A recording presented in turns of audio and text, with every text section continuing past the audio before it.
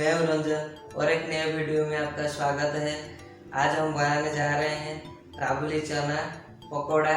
Channel में पहली बार आए तो प्लीज़ चैनल को सब्सक्राइब कीजिए, वीडियो को ज़्यादा से ज़्यादा शेयर, लाइक एंड कमेंट कीजिए। तो बिना देरी किए वीडियो शुरू करते हैं।